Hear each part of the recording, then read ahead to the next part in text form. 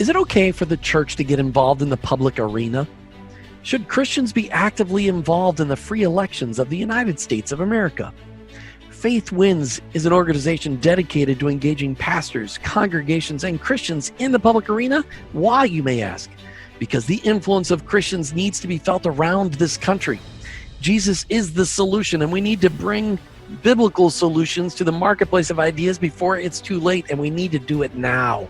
There are over 80 million eligible Christian voters in this country, but only 30 million regularly participate in the elections. This needs to change, and Chad Connelly is going to tell you why in just a minute. Check us out online at faithwins.us. That's faithwins.us. When we sit on the sidelines and hope for a better future, the enemy wins. When we mobilize, register, and make our voices heard, faith wins every time. For far too many decades, the church has stood by the side as politics has been taken over by the enemy. Faith Wins is dedicated to engaging pastors, congregations, and Christians in the public arena. Why? Because the influence of Christians needs to be felt around the country. In the 2024 election, this began to happen. But going forward, we need to move as one, being driven by biblical values that will be a blessing to everyone in the country.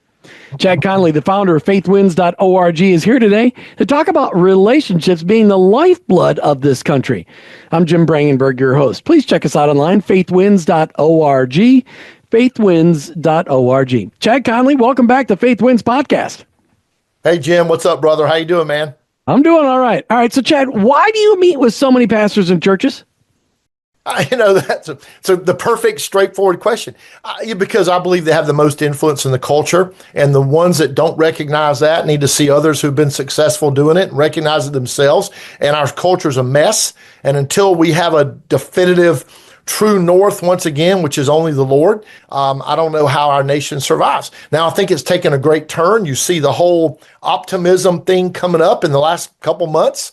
Goodness, it happened pretty quick after the elections in November, honestly, because Christians got involved at record levels. And I believe when pastors simply tell their congregants to get involved with a presidential election, a school board race, a city council race, then Christian influence gets vested in the process. They start paying attention, and they start going, whoa. Some of the stuff that's going on in the culture is a bad idea.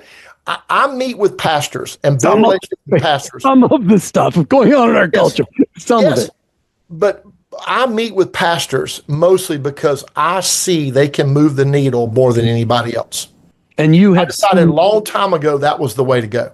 And you've seen that needle move. How many did you meet with? Do you know your number in the last 8 years? How many pastors you've met with? Oh, my goodness.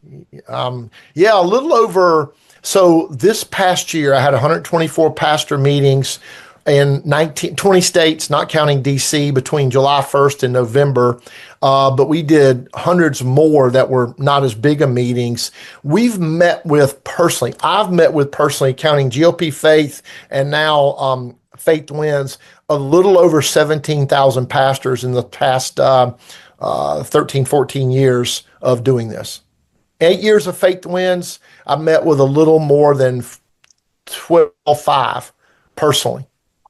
And everybody listening is thinking, holy smokes, that's a lot of pastors. But when you realize there's 330,000 churches in this country, you haven't even met with 10%. Nope, that's right. And, here's the thing, too. Out of those 300 and something thousand, George Barna's research says about a third are biblically based, biblically centric. They have a biblical worldview. So if you figure there's 120,000, let's say, biblically centric churches in the country, then we've met a little over 10% of those. We target the biblically centric churches. Now, we'll have some denominational leaders from churches that you wouldn't think of as conservative or biblically based, but they have their hearts right. They want to do it right. This past year, it's been a very public thing that a major denomination split. And the existing denomination stayed on the lefty side, the liberal side, liberal theologically, allowing gays in the pulpit, so forth. Abortion was fine. But the ones that split away to conservative, we had tons of those come to our meetings, and they felt like their voice was finally being heard. So they're out there, but you're right. We don't make up the biggest number. Our goal, though, is to meet with them personally. Jim, I don't buy lists. I don't rent lists. I don't want the biggest pastor list. I want the biggest, most effective pastor list. Well, and really, I'll help you rephrase it. You don't want the biggest pastor list. You want the biggest pastor relationship list. You're looking for relations with these people.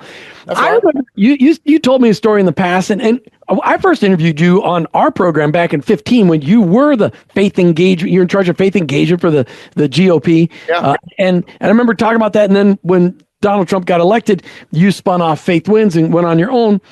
But the GOP was after your relationships. Tell us that story. Yeah, I was, so you back up, pastors have just been influential in my life. My first wife committed suicide, left me a single dad. Met a girl who was widowed by suicide. She had two little girls, I had two little boys. We put together the Connelly bunch, not going for six like the Bradys did. But my pastor got in the ambulance with me on the worst day of my life. Her pastor mentored both of us, my second wife, Dana, and he was just a mentor to me. And then I built a school choice pastor network in South Carolina that had me going to every Christian school, private school, and church school in the state. I spoke at a couple hundred churches in South Carolina alone between 2002 and 2008 or 9.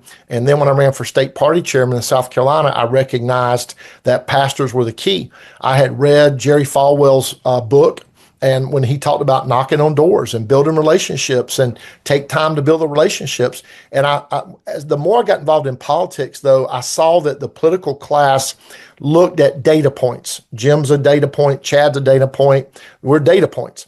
I saw what they didn't and didn't want to or didn't see. Pastors are multipliers. And then I started seeing that, boy, if we tell pastors this is going on politically or legislatively or at the city council, and they get their people to pick up the phone and make calls or make visits to the legislature or the city council, they really move the needle. And that's when I came up with what I called our run up the score plan.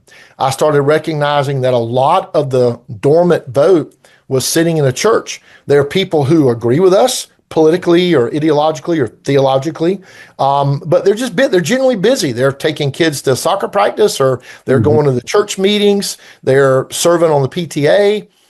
They got a family to raise. Oh boy, I forgot to vote. And so we lose a lot of that potential positive vote for conservative biblical values because they forgot. They just got busy.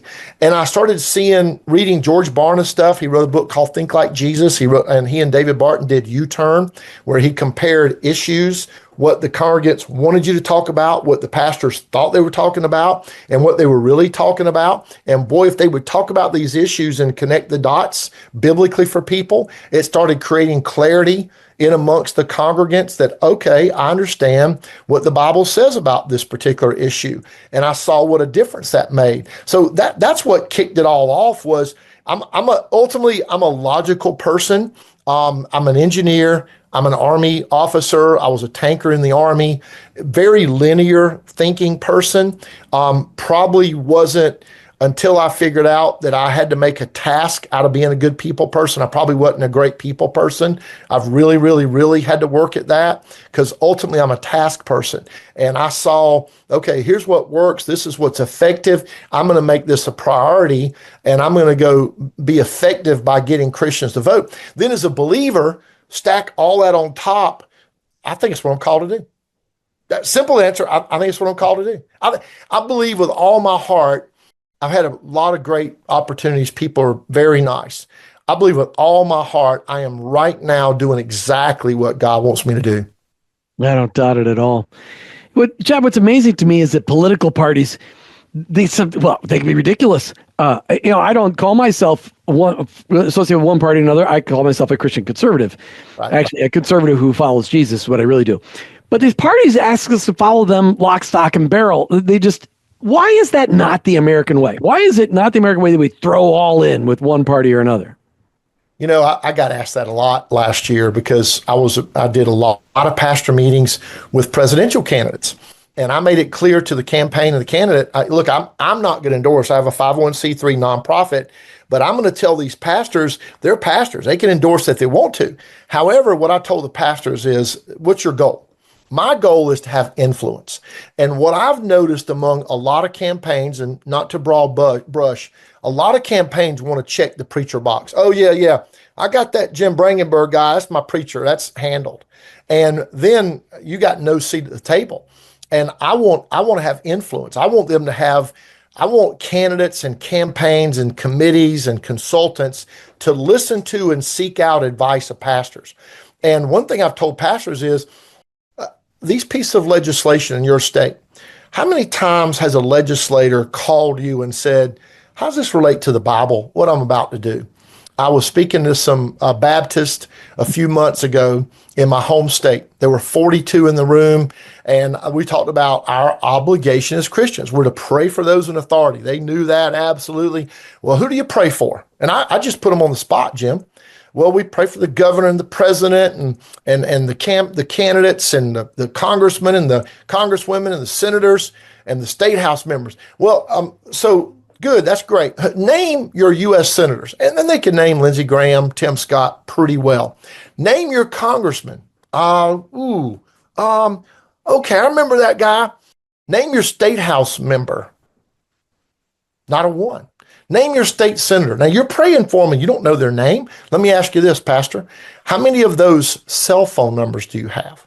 I got all them. And, I'd rather have a relationship to be able to text them or call them and say, hey, look, you're doing something wrong here. I want to create that kind of relationship. So when all these presidential candidates were coming through, and we did dozens of presidential meetings with presidential candidates, even the big guy. In Iowa, New Hampshire, South Carolina, and Nevada, the first 4 carve-out states, I put them around pastors. I said, I don't want any campaign money. My donors want me to do this because they want these candidates held accountable to biblical principles. They want to ask them hard questions. And I told them there'll be no press. I'm going to handpick who's there. We're going to ask hard questions, and we're going to do this in a private location in a church somewhere. And of course, every candidate pushed back. But after a while, started seeing the wisdom of what we were talking about. And hey, it's up to you, Mr. or Mrs. Candidate, to win over these pastors.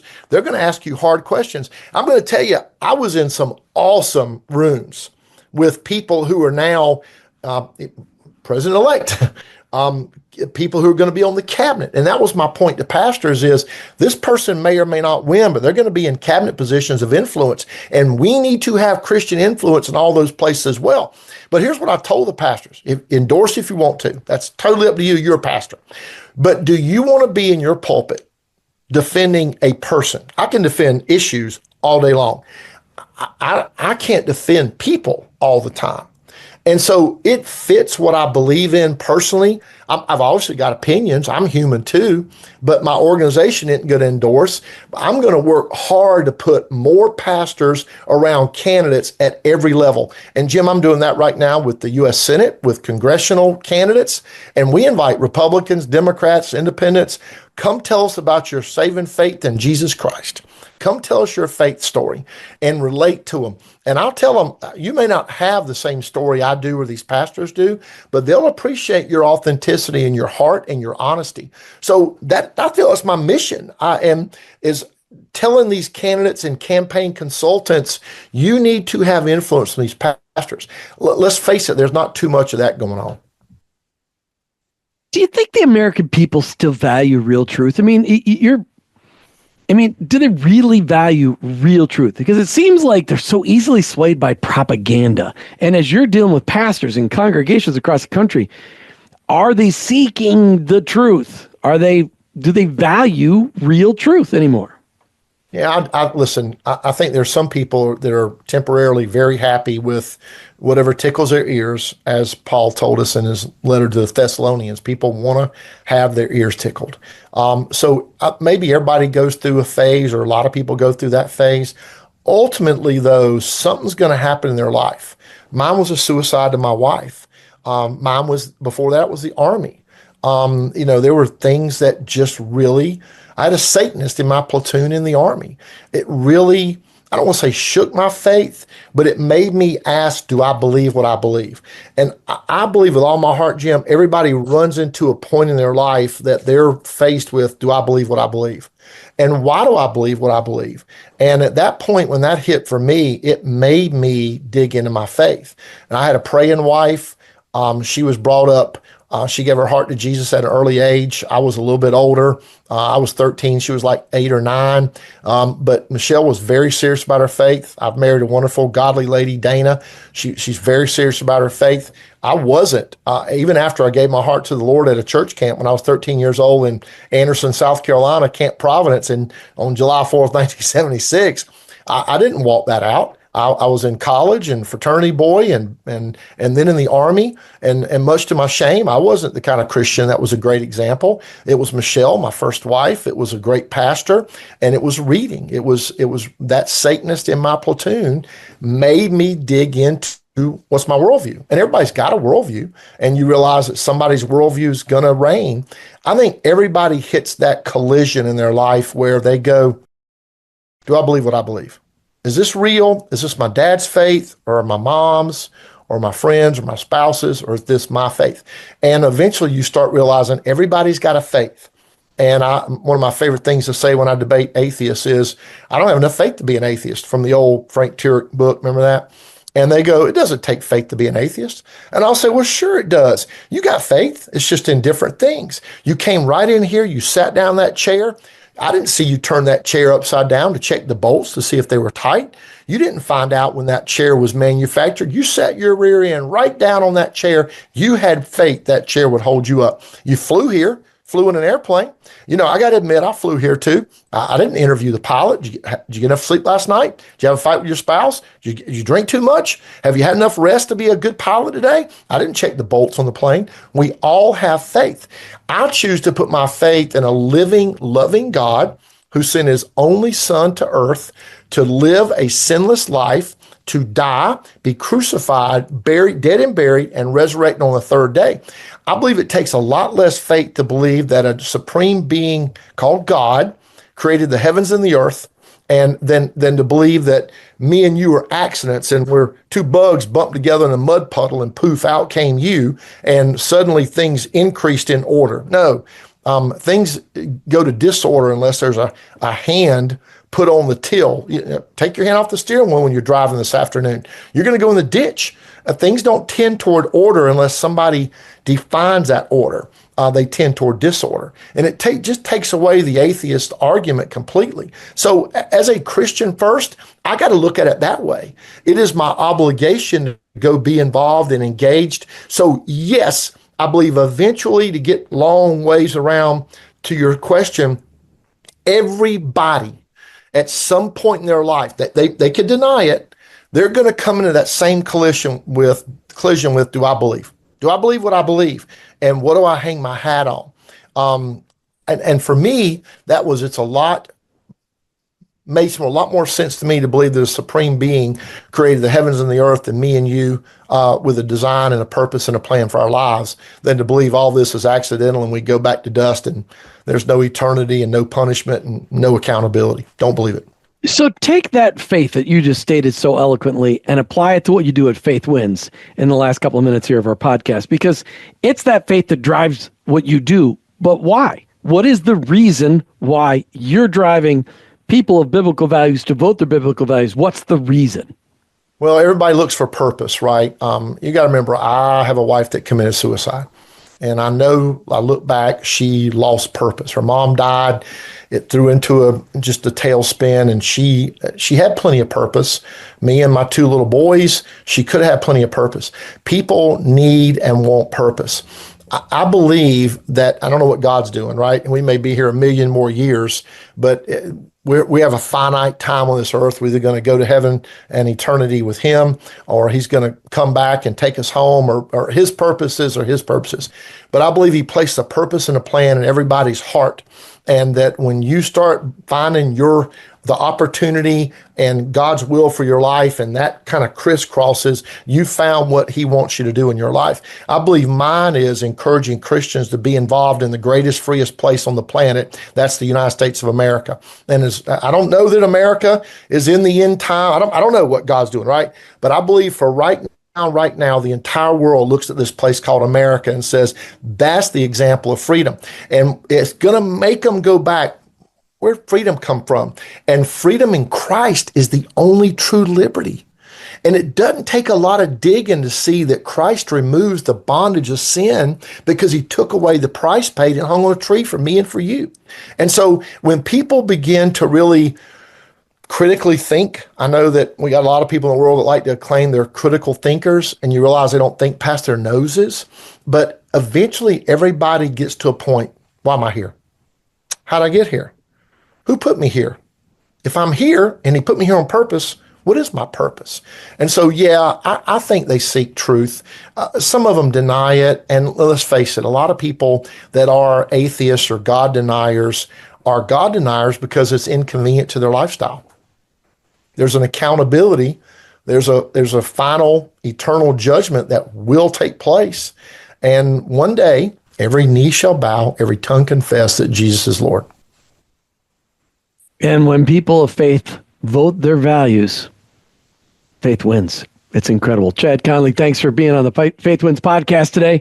And if you're listening today, well, you wouldn't be listening to this podcast if you wouldn't be listening to this podcast, but because you're listening to this podcast, make sure you're registered to vote.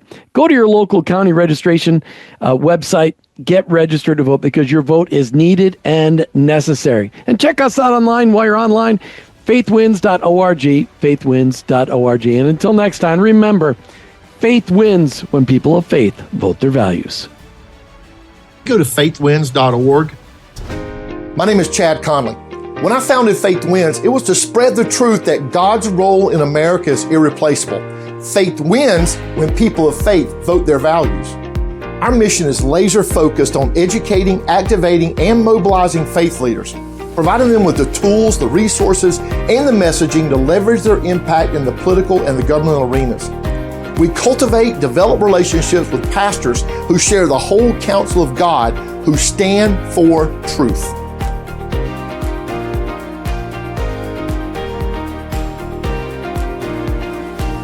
Hey, thanks for listening to the Faith Wins podcast with Faith Wins founder, Chad Connelly. I'm your host, Jim Brangenberg, and I want to ask you to check out Faith Wins online at faithwins.us. That's faithwins.us. Your vote is needed and necessary, and we all need to learn to engage in our system of free elections right here in the United States of America. If you're not registered to vote, please take time to do so on your local county voter registration website and do it today. In an upcoming election, vote for candidates supporting biblical values and a biblical worldview. Until next time, remember, when Christians engage in the public arena, faith wins.